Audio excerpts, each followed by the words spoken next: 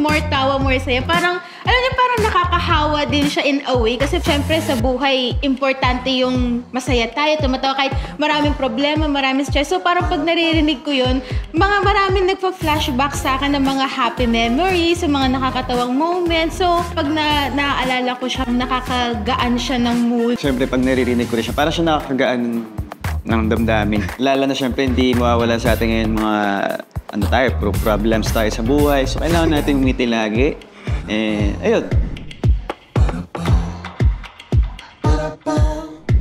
Dapat importante kasi sa atin dapat hindi natin kinakalimutan na maging masaya kahit paano. Kahit na busy tayo sa mga ginagawa natin sa trabaho.